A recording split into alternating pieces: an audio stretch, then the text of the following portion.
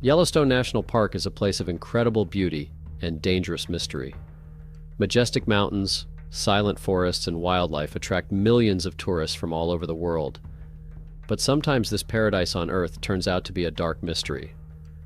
Yellowstone is known not only for its natural wonders, but also for the unexplained phenomena that occur in its remote corners.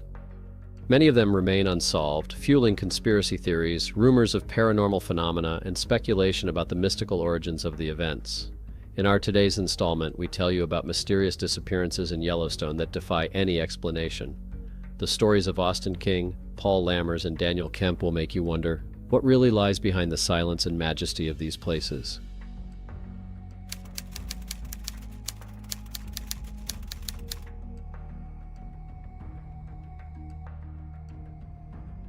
Austin King, a 22-year-old employee of the concession department of Yellowstone National Park, disappeared during a solo hike in September of 2024. Austin was an experienced hiker and had spent the summer working in the park and familiarizing himself with its difficult terrain. On September 14th, he hiked into Yellowstone's backcountry, intending to climb Eagle Peak, the park's highest point above 11,000 feet, and planned to finish the hike at the southeast arm of Yellowstone Lake by September 20th. Throughout the hike, Austin kept in touch with friends and family. On September 17th, he reached the summit of Eagle Peak and contacted loved ones, telling them of his accomplishment and the deteriorating weather. Heavy fog, rain, wind, and even hail were looming over the area, and Austin expressed concern but stated his intention to continue the hike. On September 20th, he was supposed to be picked up by boat in the southeast arm of Yellowstone Lake, but he never arrived. Concerned family reported him missing to the Yellowstone Interagency Communications Center, prompting an active search effort. Search and rescue teams began work on September 21st. Austin's campsite was in the Upper Howell Creek area, not far from his planned route, but no trace of him was found there. His gear appeared untouched, and there were no signs of struggle or animal activity. Over the next few days, more than 90 people, helicopters, drones, and search dogs participated in the search. Teams surveyed Eagle Peak, Eagle Pass, Mountain Creek Trail, and surrounding areas of the national forest. Despite best efforts, deteriorating weather, including heavy snowfall and 6-foot drifts, hampered progress. The map released by the National Park Service shows the vast areas covered by both ground searches and aerial overflights. The scale of the terrain, with its rugged mountains and dense forests, made the search extremely difficult. One particularly disturbing clue came from the top of Eagle Peak. The searchers discovered an eerie note written by Austin. On the day of his disappearance, September 17th, Austin recorded a message for his family explaining that he felt disoriented because he had taken the wrong trail. He also complained about the bad weather at high altitude. "I can't feel my fingers and my goggles are fogged up from the relentless mountain weather. I can't actually believe I'm here. Had to endure a lot to get here. Rain, wet snow, hail, the worst wind and fog in my memory," the guy wrote in scribbles. Austin traversed too many rocks without the aid of ropes or gear before reaching the connecting summit, which turned out to be a false trail. Concluding his diary entry of that fateful day, King added, "I am 22 years old and will not forget today for the rest of my life." There were no other significant signs of his whereabouts.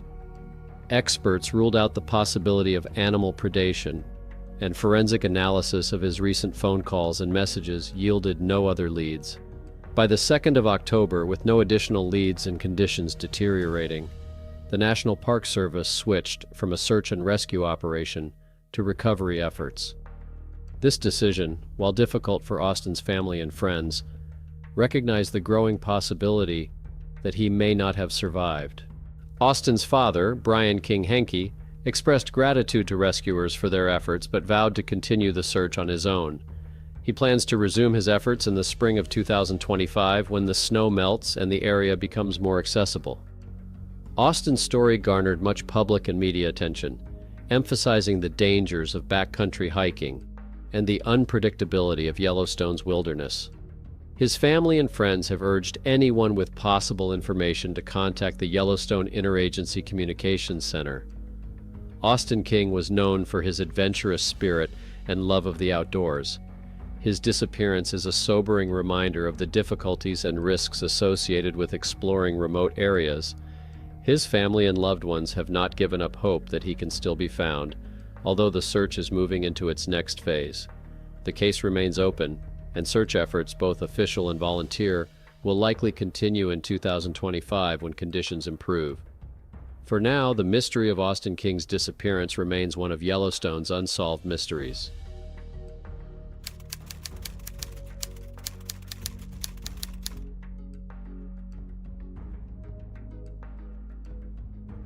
Paul Lammers was a 35-year-old amateur photographer from Seattle, Washington. He was known among his friends for his fascination with nature and his love of traveling to wild places. Passionate about creating a unique portfolio of national park views, he decided to travel to Yellowstone National Park, where he planned to capture rare moments of sunrise and sunset reflecting in the serene water of Jenny Lake. Paul was an experienced traveler and planned his trips carefully. Before leaving, he spent weeks studying maps and routes, and even contacted local guides to learn about the difficulty of the trails around Jenny Lake. Despite this, his disappearance became one of the most mysterious Yellowstone-related cases. Paul arrived in Yellowstone on August 12, 2018, and stayed in a small hotel near the park. His friends recalled that he was unusually focused before the trip, often reviewing weather data and images from other photographers. On the eve of his disappearance, he sent a text message to his best friend, writing, "These mountains are incredible, but it's weird here. It seems beautiful, but I have a feeling I'm not alone. Like someone is watching, maybe I'm just tired." The next day, Paul gathered his equipment, including a professional Canon camera, several lenses, a tripod, and a drone. He drove out to the park in the early morning to catch first light. He was last seen around 6 a.m. when he crossed the wooden bridge leading to the trailhead at Jenny Lake. At about 9 o'clock in the morning, Paul sent his brother a text message. "Found the perfect spot, but it's too quiet. It's kind of uncomfortable. Even the birds are silent. It feels like time has stood still." Later, at 10 hours and 30 minutes, he wrote another message to his friend. "Going to go higher. I think there is a cliff overlooking the lake. Something strange with the shadow, like it's not moving the way it should." That was the last message from Paul.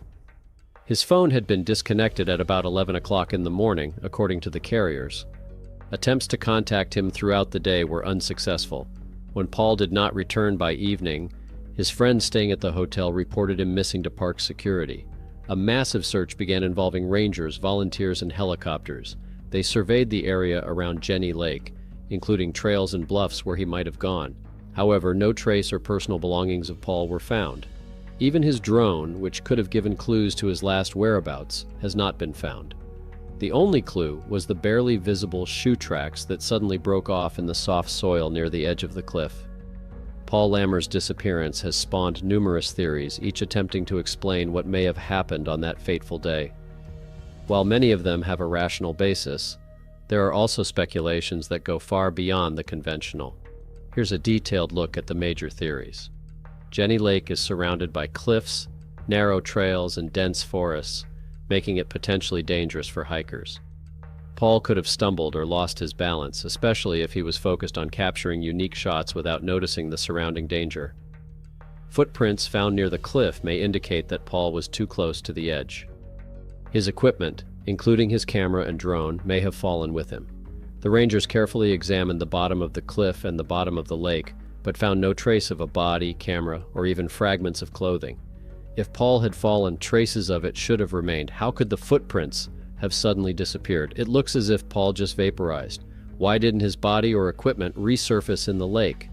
Yellowstone is known for cold water, but usually objects rise to the surface over time. Yellowstone is home to numerous wild animals, including grizzly bears and mountain lions. In theory, Paul could have been attacked by one of them. Bears, for example, are known for their curiosity and aggressive behavior, especially if disturbed. The attack could have been sudden, and Paul didn't even have time to report it via phone or radio.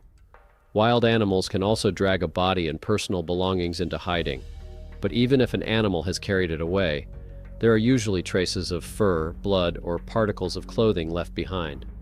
Some people, including tourists and locals, believe Paul's disappearance is related to something unexplained, possibly supernatural. Yellowstone is surrounded by legends of strange events, including unexplained lights, mysterious sounds, and a watching sensation felt by many visitors. Paul's recent reports have indicated his discomfort and the feeling that someone is watching him. Tourists in the area have repeatedly reported shadows that appear at Jenny Lake, especially at dusk. These shadows are sometimes accompanied by a sudden drop in temperature and unexplained noises. But unfortunately, no material evidence of supernatural intervention has been found. It remains only a matter of faith and interpretation. Each theory has its basis, but none provides a definitive answer. The disappearance of Paul Lammers remains one of those cases that continues to stir the imagination of mystery lovers and researchers. Perhaps the truth lies somewhere at the intersection of all these speculations, hidden in the shadows of Yellowstone's mountains and crevices.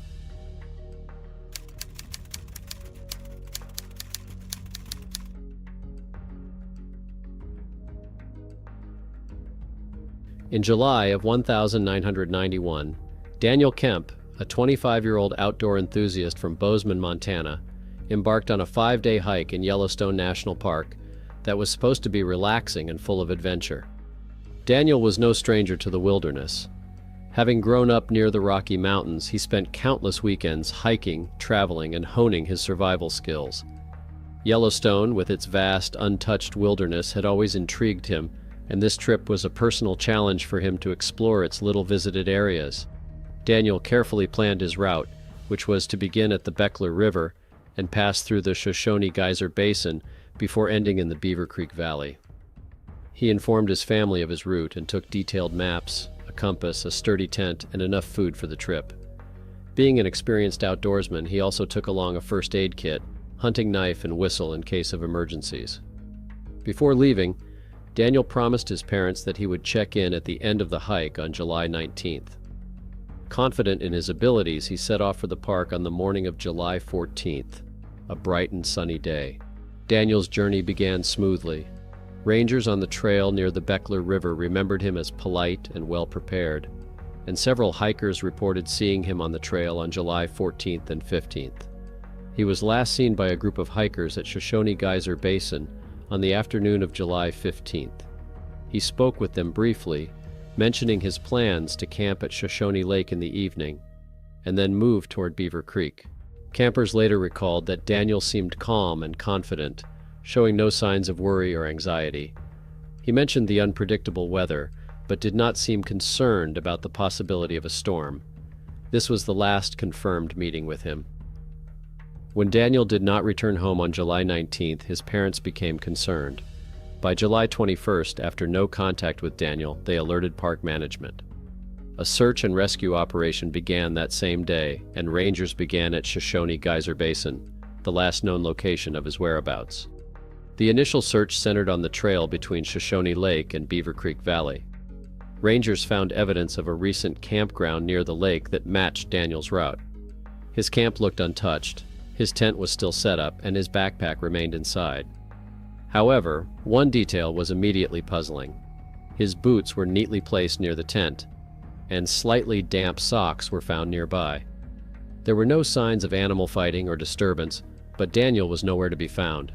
The search quickly intensified, with more than 50 people, search dogs, and helicopters equipped with infrared technology. For the next week, rescuers combed the surrounding area, paying special attention to nearby trails, ravines, and hot springs. The park's thermal springs posed a significant hazard, and rescuers feared Daniel might have accidentally fallen into one of the scalding pools. The searchers faced a number of challenges: difficult terrain. The Shoshone Geyser Basin is a remote area with treacherous terrain that includes smoking geysers, boiling mud pots, and dense forests. Weather conditions. Summer storms brought heavy rain and high winds, further complicating the search. By July 25th, the search had spread to areas beyond Daniel's planned route, but no new leads had emerged. One theory was that Daniel had gotten lost or disoriented after leaving his campsite. While that seems unlikely given his experience, Yellowstone's dense forests and changeable weather may have contributed to the confusion. Rangers noted that even experienced campers sometimes underestimate the vastness and complexity of the park. Yellowstone is home to bears, wolves, and mountain lions.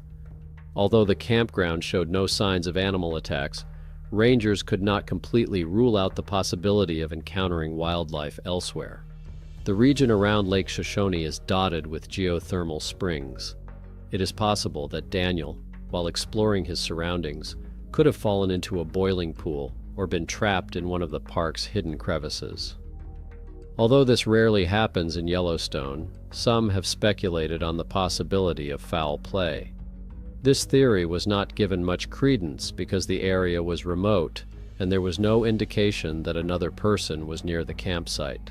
By July 29th, after nearly 2 weeks of searching, the Park Service officially shut down the operation. Helicopters, infrared scans, and foot searches yielded no new evidence. Daniel Kemp was still missing, with only his campground and a few scattered belongings left as evidence. Daniel's disappearance shocked his family and friends. His disappearance seemed almost impossible to those who knew him as a careful and experienced outdoorsman. His parents placed a memorial bench at the trailhead on the Beckler River, where he started with the words, "For Daniel, who loved these wild places." The Bozeman community held vigils in Daniel's memory, and many volunteers joined the search in the early days, hoping to bring him home. Daniel Kemp's case remains one of Yellowstone's most enduring mysteries. Over the years, his story has been retold by hikers, rangers, and locals as a cautionary tale about the unpredictability of nature and the need to use extreme caution when visiting the backcountry. In the decades since its disappearance, the park has continued to emphasize the safety of solo hiking and has issued new guidelines for those venturing into remote areas. Despite numerous leads, Daniel Kemp's fate remains unknown, and his disappearance a chilling reminder that wilderness can both inspire and take those who fall into its depths. That's all for now, folks. Yellowstone National Park remains one of the most mysterious places on Earth, full of mystery and unexplained phenomena. If you like this episode, give us a like, subscribe to the channel, and click on the bell not to miss new videos about mystical stories and mysteries of the world. Share this video with your friends and write in the comments what you think about these mysterious disappearances. Perhaps you have your own theories. Thanks for watching, and see you in the next episodes.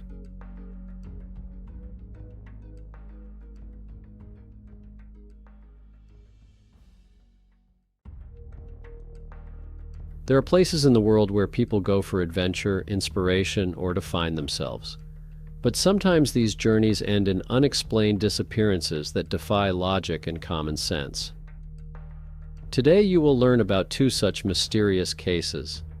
One took place in the dense jungles of Southeast Asia, where conservationist Bruno Manser, a man whose life was dedicated to fighting to preserve the rainforest, disappeared.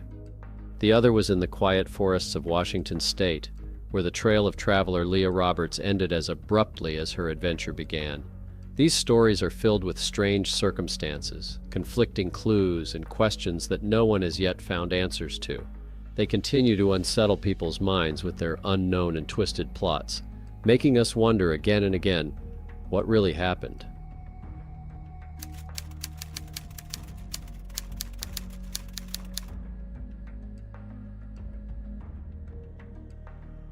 Born on August 25, 1954, in the Swiss city of Basel, Bruno Manser's childhood was one of great promise and privilege.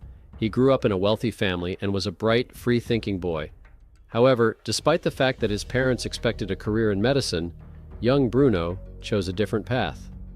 At the age of 19, Bruno was sentenced to 3 months in prison for refusing compulsory military service in Switzerland.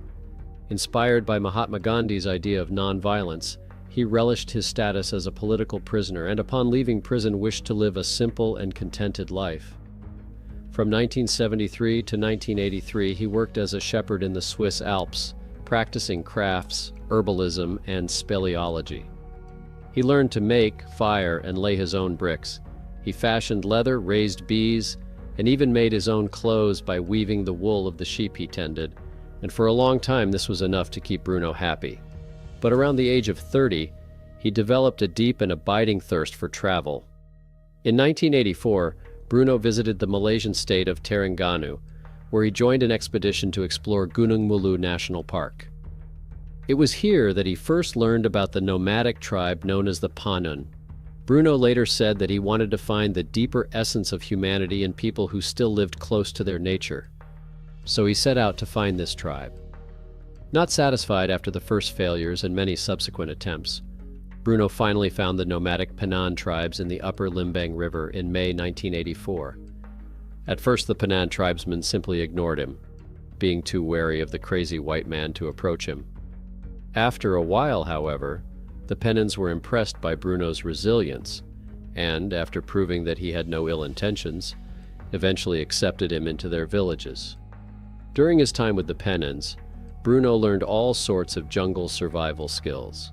He became familiar with the Panan culture, learned their language, and was even welcomed into the court of the chief of the Panan tribe, Chief Alongsega.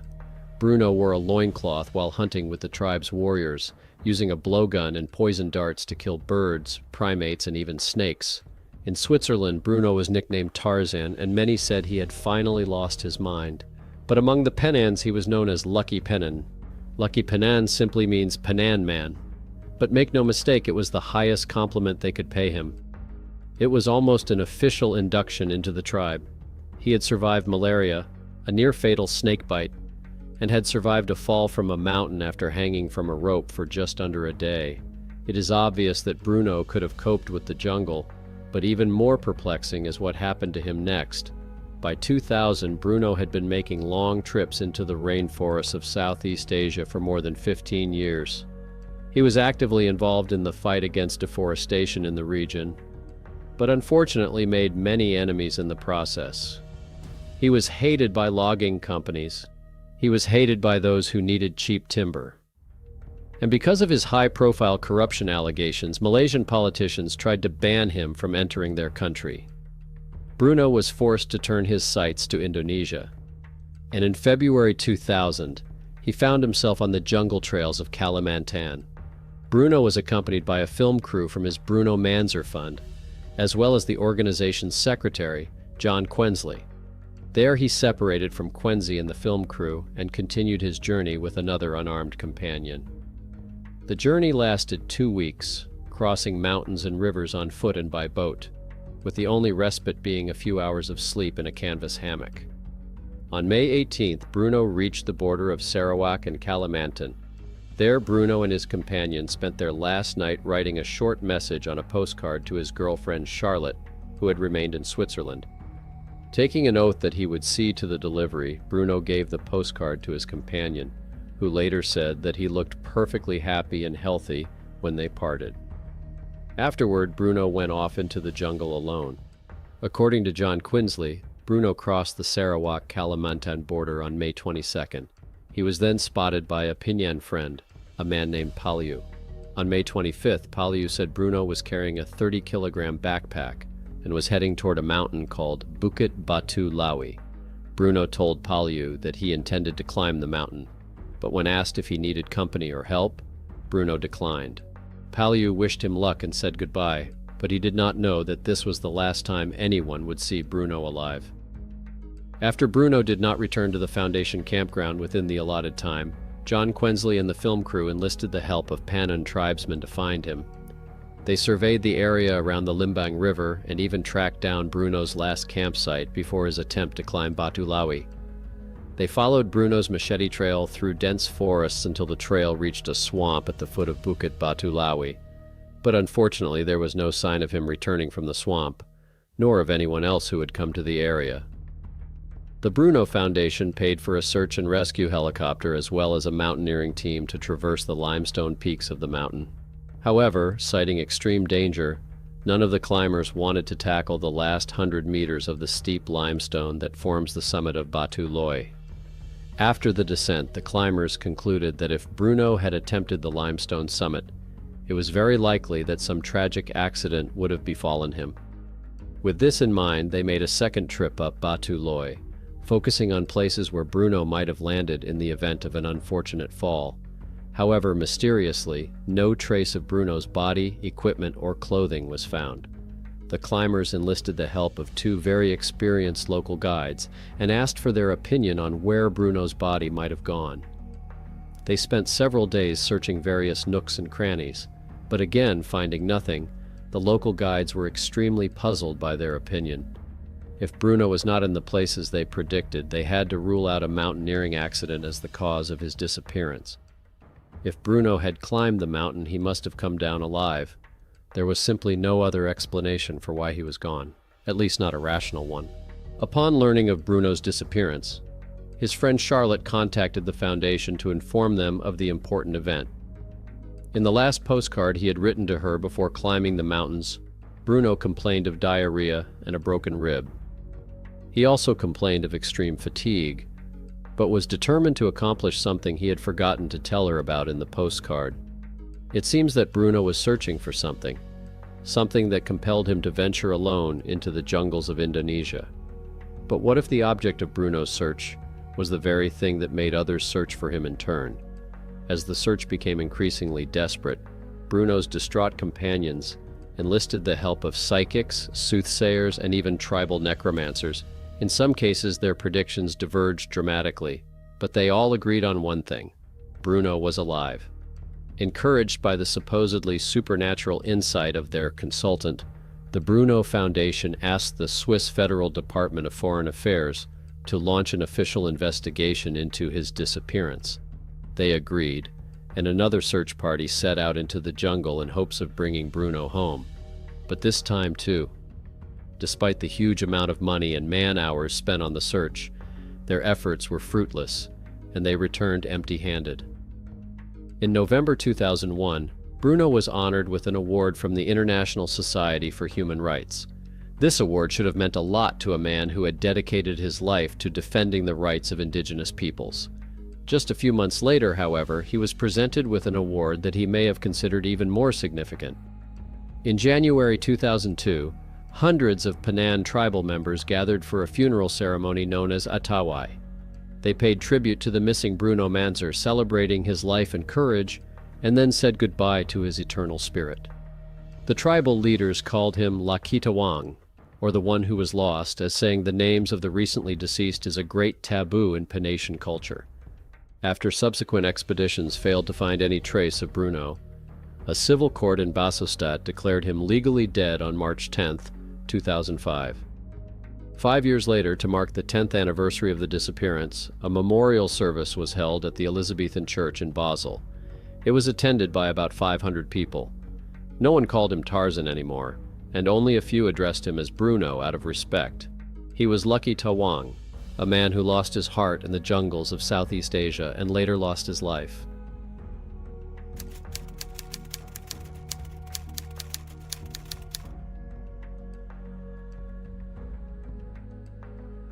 Leah Roberts was born on July 23, 1976, in Durham, North Carolina. She was described as a talkative, easygoing girl with a thick Carolina accent and a deep love of music.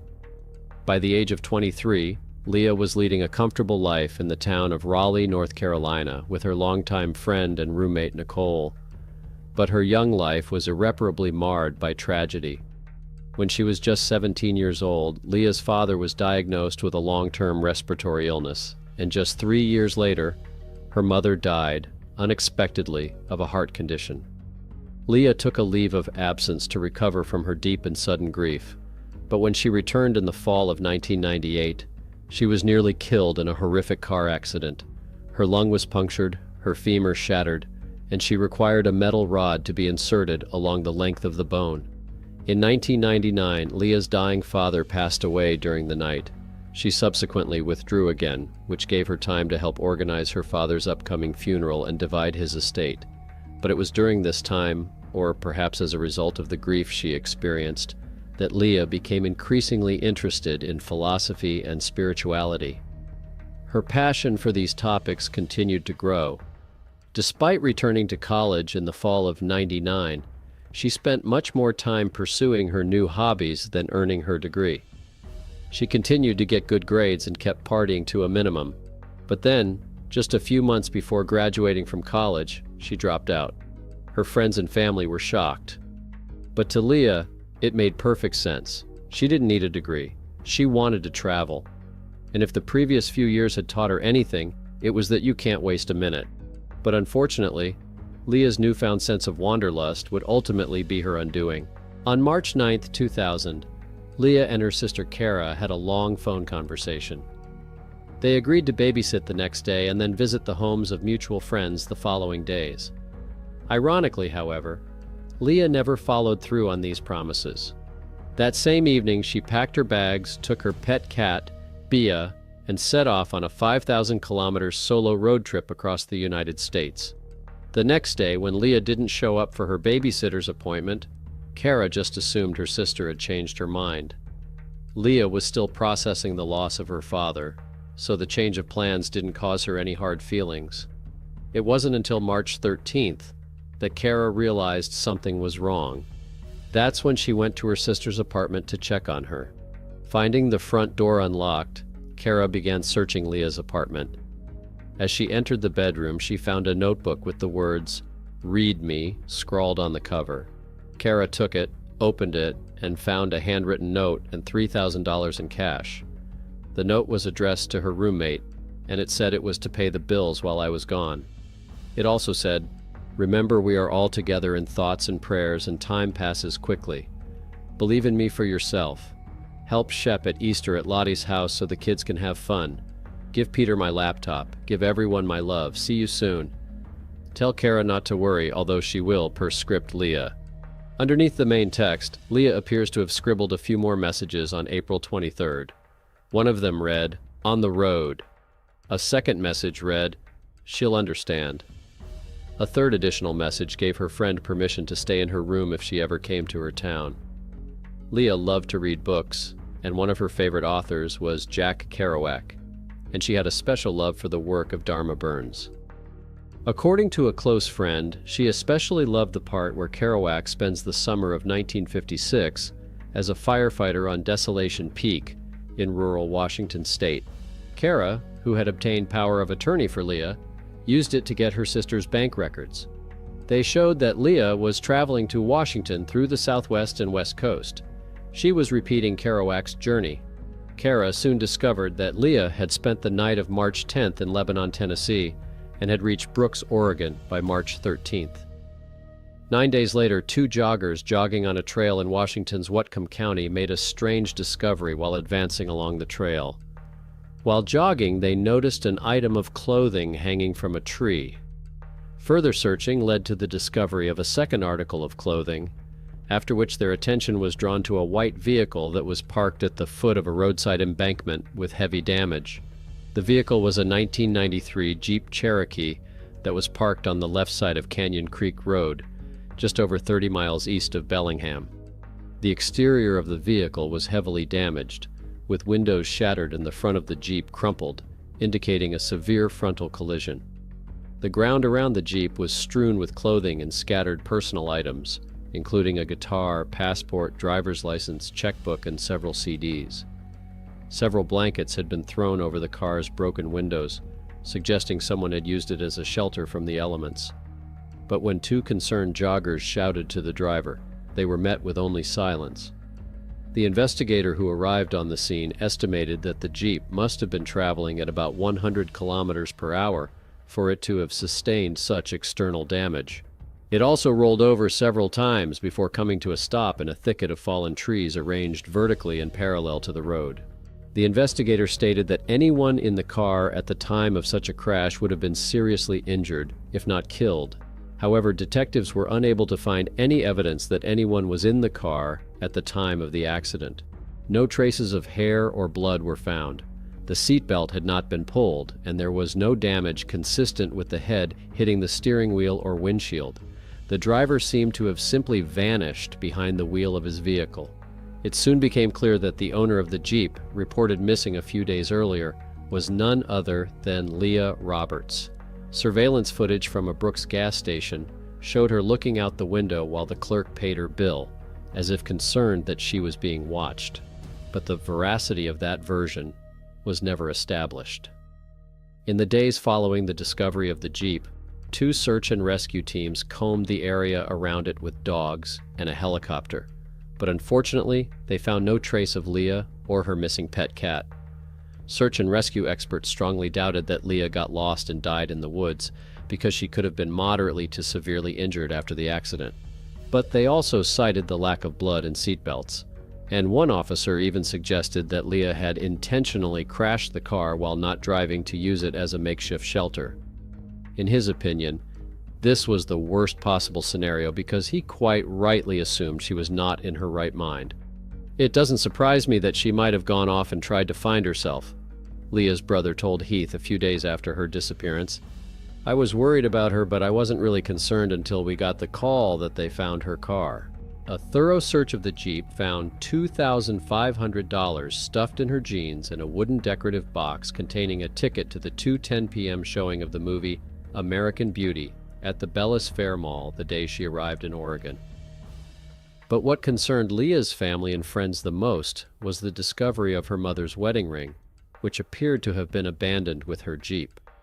Leah's loved ones knew that the ring was her most precious earthly possession, the one thing she treasured more than anything else in the world. If she thought she was leaving her Jeep and never coming back, those close to her had no doubt that Leah would take it with her. Its presence in the Jeep indicated that Leah intended to return to retrieve it. In that case, what prevented her from doing so? When Washington law enforcement put out a call for the public to come forward, there were several very credible allegations. An unidentified man told detectives that he and his wife had met a young woman matching Leah's description at a gas station in Everett, about 100 kilometers south of Bellingham. The man further reported that the woman seemed severely disoriented and made the rather disturbing statement that she didn't know who she was or where she lived. Naturally, the detectives believed that the man was trying to help and began asking him additional questions regarding this strange encounter. However, after demonstrating an inability to answer the questions, the man hung up and the detectives were unable to re-establish contact due to the nature of the anonymous line. This is perhaps the most frustrating aspect of Leah's missing persons case. The detectives may well have been speaking to a man who was well aware of her whereabouts, but may have been deliberately trying to deceive them. On March 21, 2000, Leah's two siblings traveled to Washington State to help search for her. Their first destination was the Bellis Fair Mall, where Leah had gone to a screening of the movie American Beauty in the hope that someone in the audience would recognize her. None of the movie theater employees remembered her face, but at the Elephant and Castle restaurant, employees said they spotted Leah at the bar on March 13th, chatting cheerfully with other customers. The day after the brothers returned to North Carolina, one of the men who had been socializing with Leah at the restaurant heard news of her disappearance and contacted detectives. The man, whose name has not been released, described her as very friendly and talkative, but he eventually saw her leave the restaurant alone. Detectives later tracked down another customer at the bar who also described Leah as warm and friendly. He also recalled talking to her about Jack Kerouac and how he was connected to her reasons for visiting Washington State. However, contrary to what the first witness said, a second visitor claimed that Leah left the restaurant with a man she identified as Barry. This man gave such a detailed description of Barry that authorities arranged for him to meet with an artist who created a composite drawing of the main figure in the case. However, detectives were never able to verify whether Barry even existed, and found it highly suspicious that the second bar patron's account directly contradicted that of the first. When pressed to identify inconsistencies between the two stories, the second customer's behavior became so bizarre that investigators began to question whether Barry was simply a fabrication designed to mislead them. After searching Leah's car, detectives asked Kara what she wanted them to do with the vehicle, and she told them to leave it behind, hoping that future technological advances would yield more clues. In 2006, her decision paid off. When detectives Jamie Collins and Alan Smith reviewed the case file, they realized that the Jeep had not been searched as thoroughly as they had previously thought.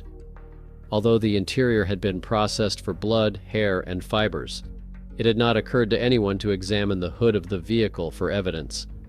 When they opened the hood, they found that a wire had been removed from the starter relay. This meant that someone could have turned on the ignition and then manually pressed the starter relay, which would have allowed the Jeep to drive itself down the embankment without the driver in the car. In addition, fingerprints of an unknown person were found under the hood of the vehicle. It appears that the Jeep had been broken into, and it would have taken someone with mechanical knowledge to manipulate the vehicle in this manner, Detective Smith said, knowing full well that his conclusion was opening up new and horrifying facets to the case. There was one person who was interested in such an experience, a man who said he saw Leah leaving with Barry. This man, who had moved to Canada by the time of the investigation, had previously served in the military and had extensive experience as an auto mechanic. It took 2 years to get fingerprints from Canadian authorities, but when they finally got them, they were disappointed to learn there was no match. Then, in the spring of 2010, authorities obtained a DNA sample from an undisclosed item in Leah's car.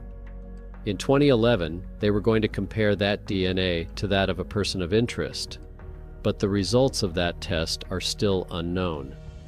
As of today, there is no update on the case. Leah's missing person posters, which were once plastered all over Washington state, are now weathered and frayed. That's it for now, folks. These mysterious disappearances leave more questions than answers, and remind us how unpredictable and mysterious our world is. If you were interested, give us a like, subscribe to the channel, and share your thoughts in the comments. See you in the next episodes.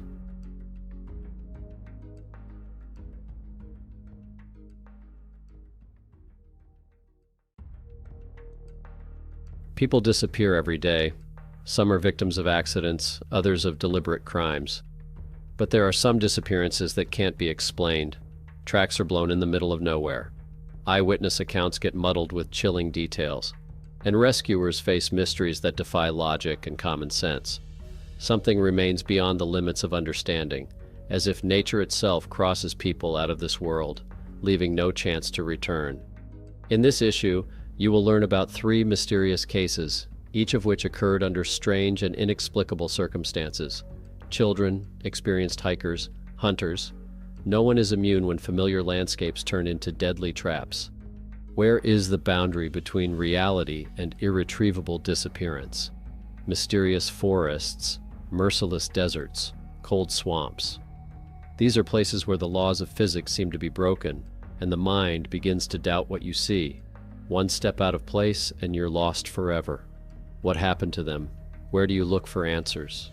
Sometimes even the investigators come away with nothing, and all that's left is emptiness, invisible fear, and stories that keep you wondering even decades later.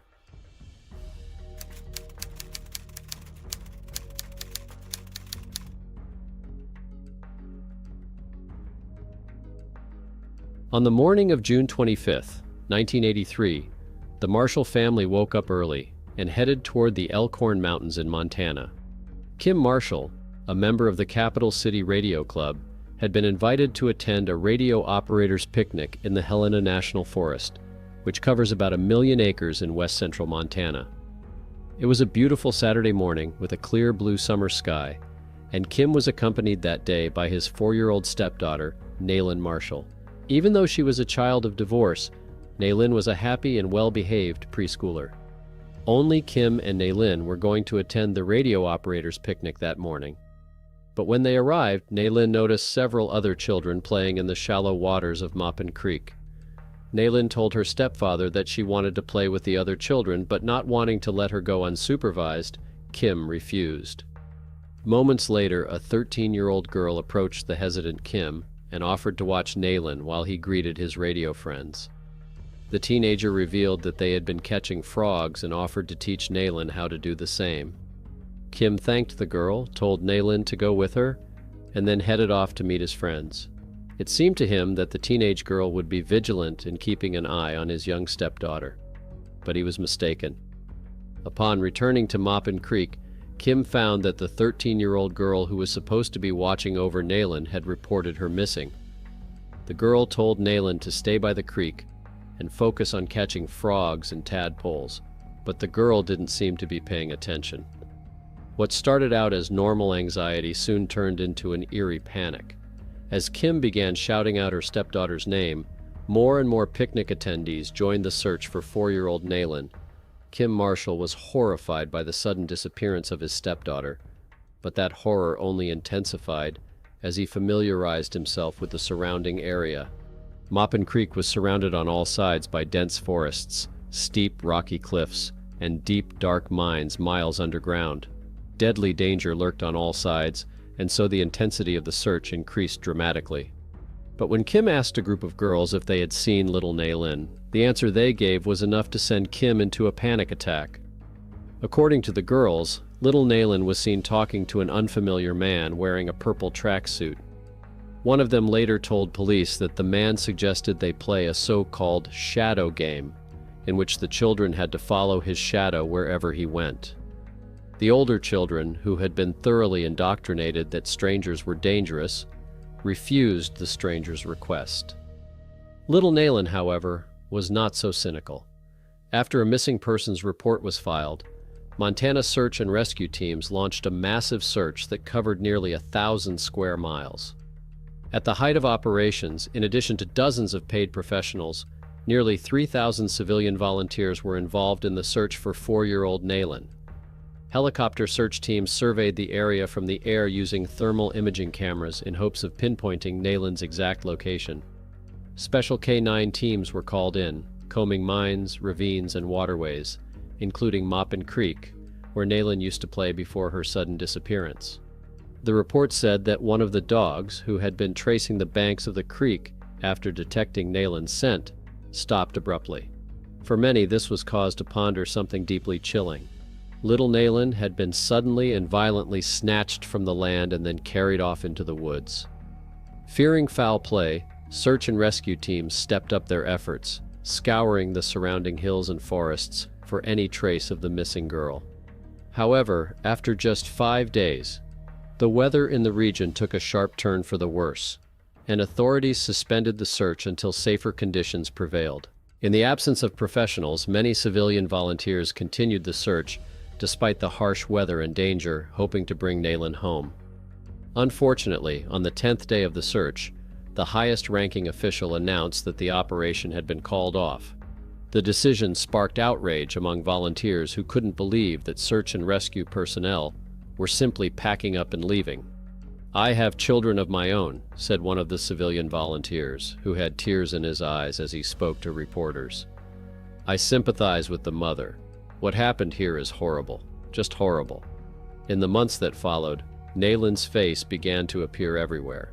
On billboards, milk cartons, paper bags, and supermarkets. All the ads listed the number of an anonymous phone line that would receive calls with any information about the girl's whereabouts. The messages came from all over the world, but unfortunately none of them provided concrete leads. Most of the calls were false, and some were so inconclusive that they could not be verified. However, just over 2 years after Nyleen's disappearance, an event occurred that shocked law enforcement. On November 27, 1985, the National Center for Missing and Exploited Children received an anonymous call. The person on the other end of the line claimed that he had kidnapped Nyleen and knew where she was. The call caused quite a stir. The voice sounded confident, and the details he provided indicated an intimate knowledge of the case. At first, the police had their doubts. Could it have been a cruel prank? But 2 months later, Child Find of America, an organization that also searches for missing children, received a typewritten letter from an unidentified man. In the letter, the author repeated his claims, calling the girl Kay, and asserting that he had kidnapped her in order to raise her as his own daughter. Police and investigators treated the letter with special scrutiny, especially after noticing one frightening paragraph containing details that had never been released to the press. "He was aware of facts that only investigators knew," said Detective Kevin Hughes. "We could not ignore that letter and began to consider his statements authentic." In his letter, John Doe claimed to have a steady income from investments, allowing him to live an isolated lifestyle and devote himself to his favorite passion, child abduction. He described how he travels with Nyleen across the US, Canada, and even the UK using fake documents. Excerpts from the letters were particularly gruesome. "I picked up Kay by the roadside. She was crying and shivering, and I decided to take her with me. She is mine now. She smiles and laughs and trusts me. I love her and I can't let her go." The letters kept coming, and their content became increasingly disturbing. In one, an anonymous man stated that Nyleen had been abused, but assured that it wouldn't hurt her physically. The FBI joined the investigation, tracing the calls and letters to several phone booths and post offices in Wisconsin. However, as soon as police began their pursuit, the trail was cut off. It seemed the kidnapper was always one step ahead. 5 years later, in 1991, the Nyleen case gained publicity again, with an episode of the show Unsolved Mysteries, where producers presented copies of the letters and recounted the kidnapping on national television. The episode sparked a flurry of new reports and calls, but the real scoop came months later. Richard James Wilson, 42, a Montana resident, appeared before police and confessed to kidnapping and killing Nyleen. He also claimed to have been involved in the death of another woman. At first, this confession raised hopes that the case would finally be closed. However, police soon discovered that Wilson's testimony was full of inconsistencies. When he was brought to the area where he allegedly disposed of Nayland's body, Wilson was unable to pinpoint a specific location. The mines he mentioned did not match his descriptions, and a careful inspection of the area yielded nothing.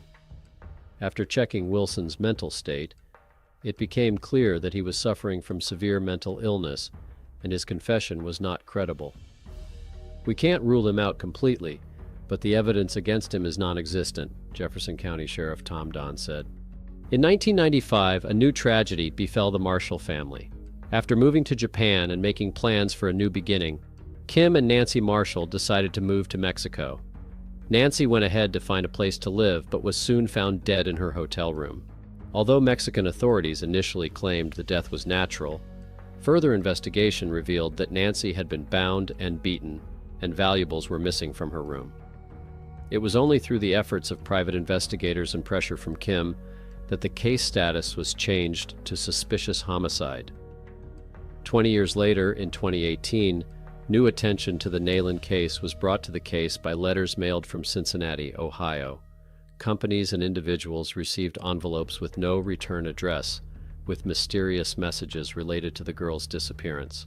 The National Center for Missing Children published an image of Nyleen with an age progression. She could now be 43 years old. Decades after her disappearance, the case remains open, and the calls and letters continue to pour in. Sheriff Craig Doolittle expressed cautious optimism. "We always hope for the best. Maybe she's alive, maybe she doesn't remember her past, but we will never stop looking."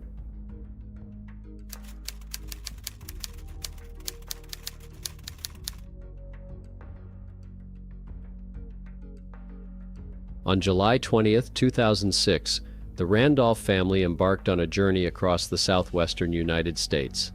James Randolph, a 42-year-old civil engineer, was a man confident in himself and his abilities. He loved adventure and often told his friends, "Why waste time on hiking trails when you can explore the unknown?" His wife, Laura, 39, a geography teacher, supported her husband, finding such trips romantic and in their own way good for their children, Tyler, 12, and Marilyn, 9. Their transportation was a 2004 black Jeep Grand Cherokee, a sturdy, reliable vehicle they considered ideal for long off-road trips. Their route covered the desert areas of Arizona and Utah, with a final stop in Zion National Park. However, determined to take a shortcut and avoid crowded highways, James insisted on driving through a little-known section of the Sonora Desert, known for its sandy plains, sweltering heat, and lack of cell phone service. On the morning of July 21st, the family left the small town of Tucson after making a few purchases at a local store: water, food, and gasoline. After filling their car to a full tank, they headed southwest on Highway 86. The last surveillance tape at the gas station captured Laura adjusting her glasses and smiling at James. The children were in the back seat, keeping their eyes on their handheld game consoles. Around noon, turning off the main highway onto a dirt road, they drove into the desert. On the map, it wasn't a difficult stretch connecting two small towns, but in reality, the road was riddled with ravines, and the temperature reached 47 degrees Celsius. After a few hours, they stopped seeing other cars. The last contact with James occurred at 3:27 p.m. He sent a short text message to his brother Michael. "Shortcut through the desert. All okay. Call you later." That message was the last one he ever sent.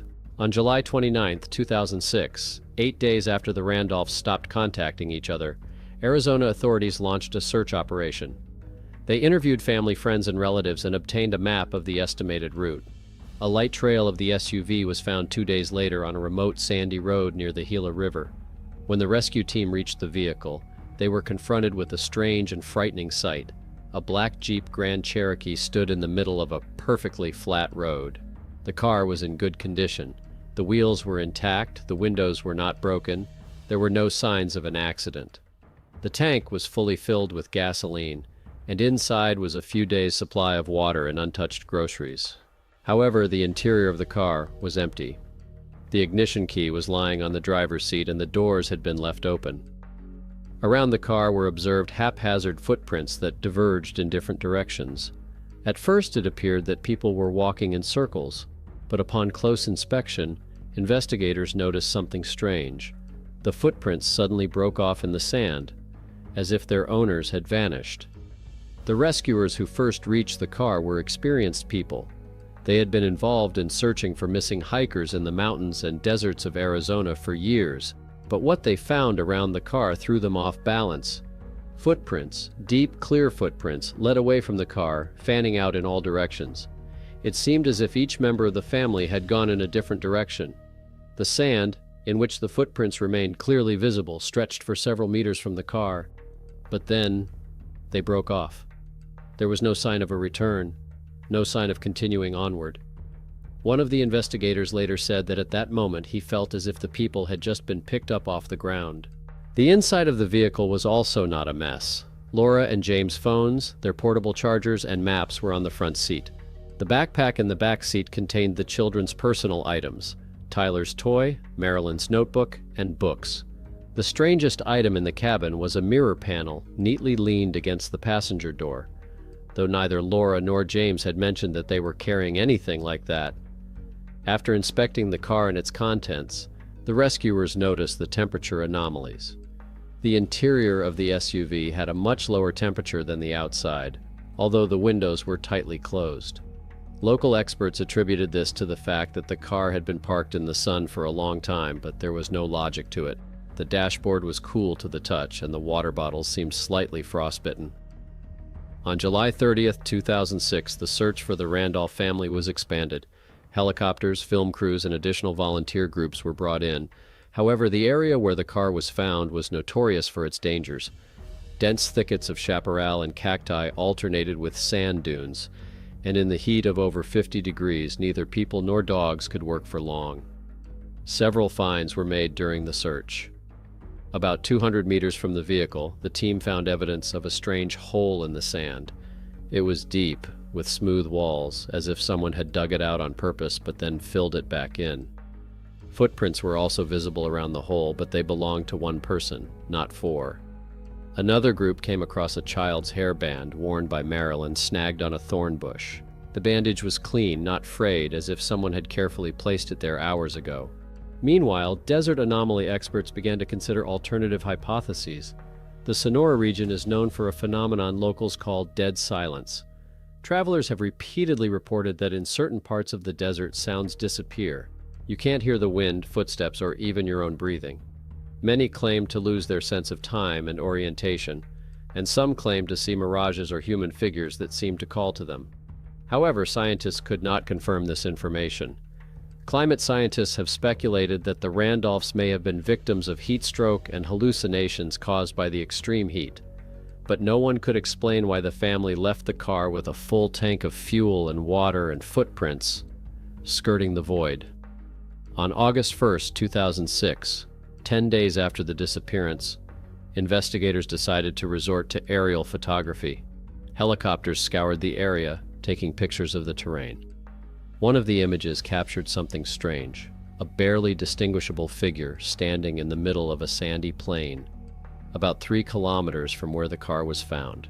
However, when the rescue team went there, all they found was flat sand and deep silence. There were no human or animal tracks in the area. On the 3rd day of the search, rescuers and volunteers began to delve further into the Sonora Desert, following the suspected footprints of the Randolph family. But the pattern remained disturbing and haphazard, with footprints around the SUV diverging in several directions, as if the people were trying to return, but had lost their way. No signs of a struggle or the presence of other people were found. Experts speculated that the high temperature and lack of shade could have caused disorientation, especially if a family member had heat stroke or hallucinations due to dehydration. The sand here was loose and left deep footprints, but further down the trail there were increasingly frequent places where footsteps broke off and were lost among the barchans. Rescuers divided the area into quadrants, combing the area with helicopters and ground teams. By mid-afternoon, one of the pilots reported a small hut standing at the foot of a sandy plateau a few kilometers from where the car was found. It was an abandoned structure left over from the days of the gold miners. The group found an old shack at the site, but no trace of the family inside. However, there were barely visible footprints in the sand near the entrance that could have belonged to an adult and a child. These footprints were blurred by the wind, making them difficult to identify. There was a musty odor inside the cabin, and the floor was littered with the remains of empty plastic bottles and trash left behind by previous desert visitors. On one of the log tables lay an old shoe the size of a child's shoe, but it was impossible to determine if it belonged to Marilyn Randolph without further examination. Meanwhile, survival experts reported some observations. Sandy areas of the Sonora Desert, especially during the summer months, create what is known as a deceptive horizon that distorts the perception of distances. People often think that the nearest landmark is within walking distance, when in fact they are walking in a circle, unknowingly losing direction. In addition, the abundant iron in the sand could have disrupted compasses, which explains why the tracks around the SUV diverged in different directions. The family was probably trying to find help, but without clear directions, they simply got lost. On the 5th day of the search, the rescuers came across another clue. A plastic bottle partially filled with water was found in the dried-up bed of a small river. An examination later showed that fingerprints on the surface belonged to Trevor Randolph, the eldest son of the family. Near the find, the sand was speckled with footprints, but then they were lost among the barchans. It was the last clear clue. Temperatures in the desert soared to 45 degrees, and strong winds erased any new footprints daily. Experts speculated that the family may have moved farther and farther from the car, gradually losing strength and possibly spreading out. The search continued for nearly 2 weeks, but it still yielded no results. The Randolph family disappeared without a trace, and their SUV, left with a full tank and water supplies, became a symbol of their mystery. The case caused numerous disputes among experts. Someone spoke of banal disorientation and heat stroke. Others referred to the abnormal climatic conditions of the region. At the place where the car was found, local authorities later erected a temporary sign warning of the deadly danger in the hot months. The Randolph family was never found. The story of their disappearance has become another grim chapter among countless tragedies in the Sonora Desert, where a miscalculation or a moment of weakness can cost people their lives.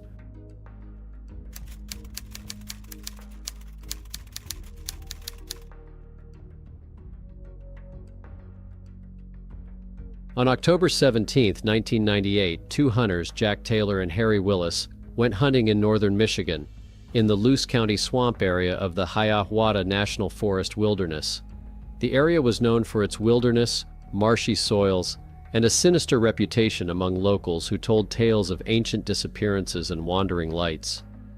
The places here were uninviting, but the hunting beckoned to thrill seekers.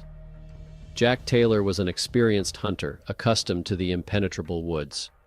His companion, Harry Willis, had an Army background, and it seemed that no natural difficulties could shake his equanimity. On this day, the men were armed, equipped, and confident in their abilities. They parked the old Ford Bronco at an abandoned parking lot, slung their backpacks and hunting gear over their shoulders, and then drove deeper into the woods. After only a couple hours on the road, they noticed the first oddities. The compasses the men had checked before they left began to malfunction. The arrow was spinning randomly, losing north. Harry tried to check the map, but the landscape didn't match any of the markings. The fog was beginning to thicken between the trees, and the sounds of the forest were gradually fading. The birds seemed to have disappeared, and the branches did not creak even in gusts of wind. The hunters moved on, but their footsteps did not make the usual crunching sound. The swamp seemed to absorb all sounds, turning the space into an endless, deafening vacuum. By noon, the men realized they were lost. The swamp was becoming more and more viscous, and the rare landmarks were disappearing in the whitish haze. They decided to split up for a short time. Jack was to check the way to the south, while Harry stayed where he was, keeping in touch by whistles. 15 minutes later, however, Jack had not returned. As Harry searched for him, he came across something that left him puzzled. Jack's broken hunting rifle lay at the edge of the marshy trail. The barrel was bent, as if it had been subjected to tremendous pressure, and there were footprints stretching out toward the marshy mud. Harry noticed that the tracks suddenly broke off, as if the man had disappeared into thin air. The grass around them was minty, the soil mixed with black silt, but there was no sign of struggle or blood. The fear Harry felt at that moment was primal. He could not explain what he saw. Leaving his rifle where it was, he began to run in the direction where he thought the parking lot was. The forest, however, seemed to mock him. The trails closed into a ring, the trees looked the same, and the compass had finally lost all use. He walked until his strength left him and the fog completely obscured the swamp. On October 18, 1998, the next day, forest rangers found Harry on the side of an old forest road. His clothes were stained with black swamp silt and his shoes were missing on one foot. Harry was in a state of full conscious stupor. His eyes were blank and his words incoherent. He was taken to the local hospital, where after several hours of observation he regained consciousness, but could not remember anything about the events of the last 24 hours. Medical examinations showed strange results. Harry's skin showed signs of light burns, as if from prolonged exposure to heat or chemical fumes. His backpack was empty and the compass inside was broken. His clothes were soaked with silt, the origin of which puzzled the experts. Such a soil composition is not characteristic of Michigan swamps. All the information seemed sketchy and illogical. The search for Jack continued for another 3 weeks. Rescue teams traveled up and down the marshes. Helicopters with thermal imaging cameras showed no signs of life. Investigators found only the same broken rifle and scraps of footprints that led to where they ended, leaving no logical explanation. February 1999. Harry Willis never remembered anything of the events of that ill-fated day. His health began to deteriorate. He suffered from gratuitous insomnia, panic attacks, and auditory hallucinations. Doctors attributed his condition to post-traumatic stress disorder, but local researchers claimed that Harry had brought something more with him, an echo of the moors that continued to haunt his consciousness. Jack Taylor's disappearance remained unsolved. His name was added to the list of missing persons, and the area of the swamps in Luce County gained another sinister story for local lore. That's all for now. If you enjoyed the issue, put likes and share this video with your friends. What do you think about these mysterious disappearances? Write your opinion in the comments. Which of these stories seem to you the most creepy or strange? And be sure to subscribe to the channel to not miss new episodes. Bye.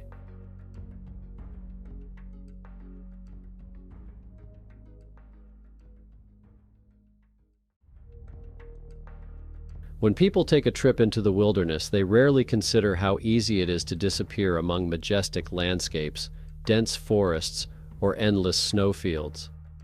But what when an ordinary walk turns out to be a mystery that no amount of logic can explain? Seguin Lighthouse, Lake Ladoga, and Norway's Jotunheimen Mountains are 3 places that hold eerie stories of disappearing people.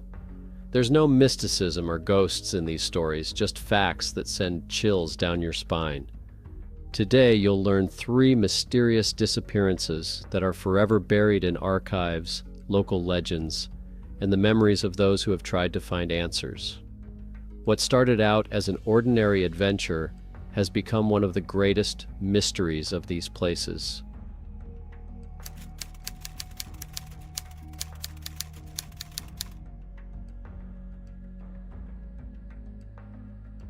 Seguin Lighthouse, located on Maine's rocky coast, has always been a place the locals tried to avoid. Old fishermen told stories of ghostly lights appearing in the night and voices that echoed through the fog when boats came too close. The lighthouse was officially abandoned back in the 1950s when automation drove out the last keeper. Since then, it has stood lonely on the edge of a cliff, surrounded by a dense coniferous forest and the Atlantic Ocean, which beat continuously against the stone walls. A group of friends that included 4 students, Josh, Michael, Sarah, and Kelly, decided to take a little outing to Seguin Lighthouse in late September. The location was perfect for the shoot. The wind was stirring up the waves and the sunset promised bright, contrasting pictures for social media. Josh was an avid amateur photographer, and as the leader of the group, he whipped everyone up for the venture. Sarah and Kelly, 2 friends, walked reluctantly, more worried about getting lost among the pine trees. Michael, Josh's best friend, joked along the way about the spooky romance of lighthouses, but even his jokes couldn't fully dispel the tension that hung over the group as they emerged from the woods and saw the old lighthouse in the fading sunlight. The structure was grim. Peeling walls, a rusty fence, and heavy oak doors that didn't seem to have been opened in years. Despite this, the entrance was not blocked. Someone had previously ripped off the old chain that held the door. "We should take pictures from the top," Josh said, grabbing the camera. And before anyone could object, he disappeared inside, his footsteps muffled, somewhere in the rising darkness. Sarah, who was afraid of heights, stayed downstairs with Kelly, while Michael decided to follow Josh 10 minutes later. He promised the girls he would return quickly. As his figure disappeared behind the heavy door, the silence around them became even more palpable. After 20 minutes, Kelly began to get nervous. No sounds, no voices. It was as if both Josh and Michael had simply vanished into the dark walls of the lighthouse. A fresh breeze from the ocean made waves, but nothing seemed to make its way inside. Eventually, both girls decided to overcome their fear and climb up the trail. It was cool inside, smelling of old wood and salt. The stairs creaked underfoot, but there was no sign of their friends. As they climbed higher and higher, Kelly suddenly noticed that there were traces of dust on the floor, or rather the absence of dust, as if someone had literally just climbed up. They reached the top landing, where windows with a panoramic view of the ocean opened before them. Josh and Michael were not there, however. Instead, Josh's cell phone lay on the floor, its screen on. Sarah picked it up and froze. The last photo had been taken just a few minutes ago. It showed a blurred horizon, dark ocean, reddish sky, and something that looked like a fuzzy silhouette looming over the water. The shape resembled neither a bird nor a cloud, but something larger that seemed irregularly elongated and indistinct. Michael was not found until hours later. He was found by rescue workers a few hundred meters from the lighthouse, amidst a dense pine forest. He was sitting on the ground with his arms around his head, repeating that he did not remember how he had gotten here. He smelled like ocean water and his boots were soaking wet. When asked about Josh, his only answer was, "I was at the top and then nothing." Investigators who arrived on the scene the next morning found several inconsistencies. The lighthouse door appeared to be locked from the inside, and the lock was rusty, impossible to open from the outside. On the floor near Josh's phone, they found wet shoe prints that led to the exit but stopped abruptly as if their owner had simply disappeared. Further searches around the lighthouse and in the woods yielded no results. There were no signs of a struggle or the presence of anyone else. The FBI was brought in, but all efforts were in vain. Josh's cell phone was the only clue to the event. Analysis of the photo revealed no camera manipulation or defects. Specialists confirmed that the silhouette on the horizon was a real object, but its nature could not be determined. Seguin Lighthouse was closed to visitors for another decade. Josh's disappearance was officially recognized as an accident, although no body was ever found. Michael was released from the hospital a few days later, but his condition remained uncertain. He never spoke of that day again, and a year after the events, he left Maine for good. The phone with the photo is still in the police archives, and locals have begun to avoid the lighthouse again, repeating old legends that the lights on the horizon are more than just ships in the fog.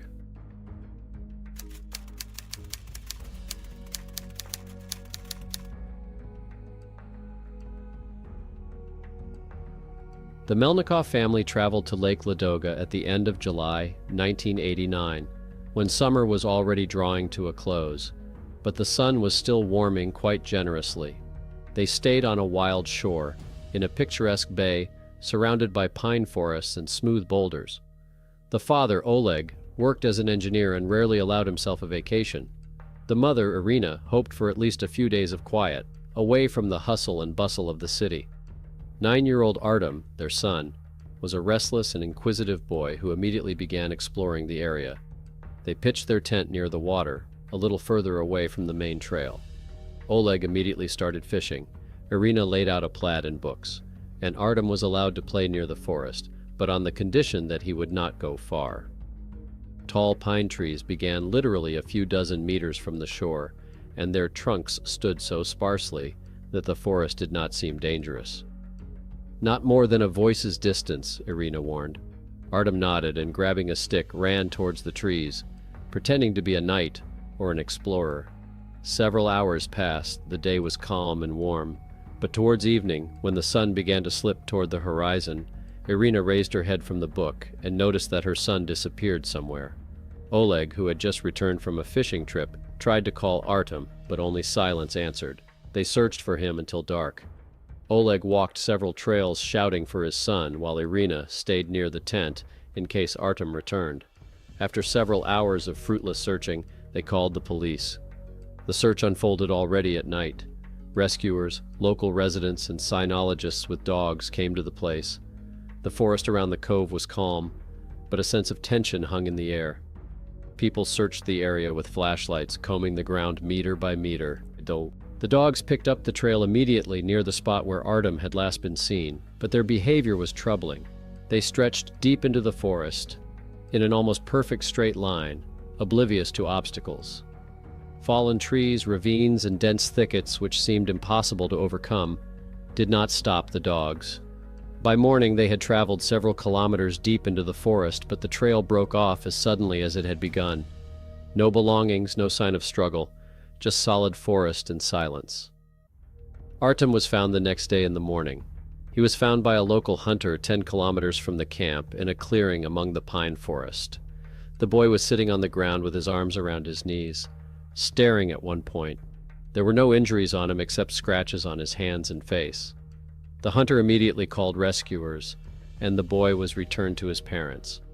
Irina and Oleg rushed to him, but Artem did not react. His eyes were empty and his face remained emotionless. He remained silent, even when asked how he had gotten so far from the tent. The doctors stated a state of stupor. No injuries, no dehydration, no signs of poisoning or hypothermia. It was impossible to explain, as the boy had spent the night in the forest without water or food, having traveled a great distance. The following days, police and rescuers carefully surveyed the area. According to the data, Artem walked 10 kilometers in a perfect straight line. Even a grown man could not walk like that at night without a flashlight. He crossed several ravines and swamps, where there were no signs of stumbling or stopping. The only footprints that could be found were small baby steps that stretched in a straight line across each of these natural barriers. Foresters marveled. In this area, dense undergrowth and roots make traveling at night nearly impossible. Experienced hunters said that sometimes the forest could throw a man off balance, but that didn't explain the way Artem walked without turning or stopping. A few days later, Artem spoke. His words were rambling, but certain phrases made the investigators wary. He said he followed a voice that called his name. The voice was quiet, but insistent, and he felt he had to go forward. It wasn't Dad or Mom. I couldn't see who it was, but I had to go. The boy described the forest as different, dark and still, with no sounds of birds or wind. It seemed to him that the trees were watching him. Child psychology experts called it the effects of stress, but locals spoke of old legends. The Melnikov family left Ladoga a few days later. They did not talk about the incident again and did not return to this place. Artem took a long time to come to his senses after the experience, but he was never able to explain what had happened to him. Investigators closed the case as a case of disorientation, although none of the explanations satisfied either the parents or those involved in the search.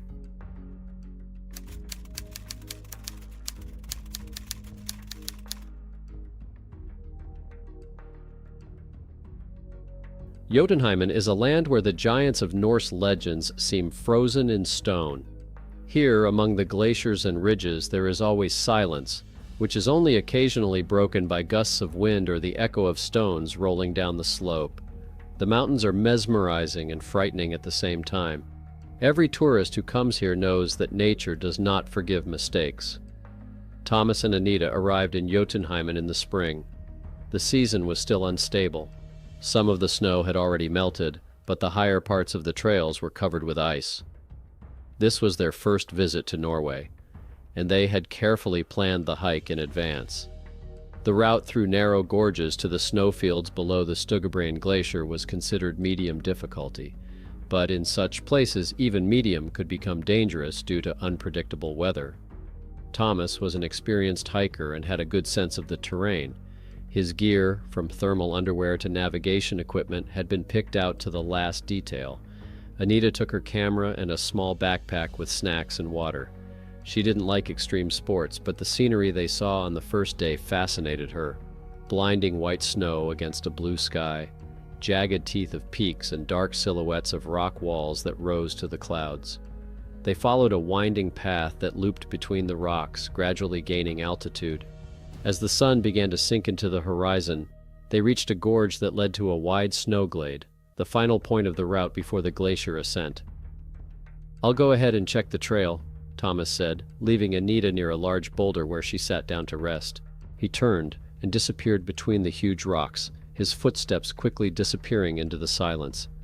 Anita took out her camera and began to take pictures of the surrounding scenery. The sun reflected off the snow, creating the illusion that the entire space around her was enveloped in a soft, almost ethereal light. 15 minutes passed. Thomas had not returned. At first, Anita was not worried. She knew that her fiancé was sometimes fond of exploring the area, but time passed, and Thomas did not return. Feeling anxious, Anita followed his footprints in the snow. They led her through the gorge to a snowy clearing that opened up before her like a white immensity. And it was here that she stopped. Thomas's footprints ran in a straight line across the clearing, but stopped abruptly in the middle. Nothing further, no sign of him. The snow all around was flat, undisturbed by people or animals. Anita stood there trying to figure out what had happened. Thoughts pounded in her head. Perhaps he had gone back the other way or had fallen through the snow. But there was no sign of failure here. She shouted his name, but silence swallowed the sounds. The mountains seemed to absorb any noise, leaving only emptiness. Anita hurried back to the village, where she reported Thomas's disappearance. The rescuers showed up quickly. The locals knew well that in such places every hour of delay decreases the chances of rescue. The next morning, a team with sniffer dogs went to the clearing. They found Thomas's tracks, but just as Anita had said, they ended in the middle of a snowy expanse. The dogs circled around the spot, whining, but they couldn't pick up the trail any further. Experts examined the disappearance site for snow traps or hidden holes, but the surface was tight and undisturbed. No avalanches or snow gullies. The helicopter circled the area, checking nearby slopes and gorges. There was no sign of Thomas. "It's like he just disappeared into thin air," one of the rescuers said, looking around. After a week, the search was called off. Thomas was still missing. The locals couldn't explain Thomas's disappearance, but they all agreed that Jotunheimen was a special place. Legends had been told about these mountains since ancient times. Anita returned to her hometown, but her life stopped in that snowy field. She kept searching for answers. 5 years later, Jotunheimen remained a popular destination for seasoned hikers, but Thomas's name still lived on in the minds of local guides and rescuers. His mysterious disappearance became one of many stories about the mysteries of this rugged region, but no one expected the story to take a new twist. In the summer of 2021, two hikers, a married couple from Germany, were hiking the same route where Thomas once disappeared. It was a sunny day, and the snow in the open meadow had almost melted, exposing the rocky ground. As they walked along the trail, they came across something strange in the middle of the clearing. It was Thomas's stuff. A thermal jacket, gloves, and hiking pants. They looked practically new. No signs of decay, dirt, or damage that should have appeared after 5 years of lying in the wilderness. They seemed to have been dropped off only recently. The couple immediately notified the local rescue service, and the news quickly traveled around Jotunheimen. The rescue team, joined by experienced guides, set out to search again. The area around the clearing was combed to the smallest detail. Dogs, drones, and even GPR were used to detect possible anomalies underground. However, this time too, the search yielded nothing. The dogs again circled around the place where the clothes had been found, without taking the trail any further. Nowhere within a radius of several kilometers was there any sign of human presence.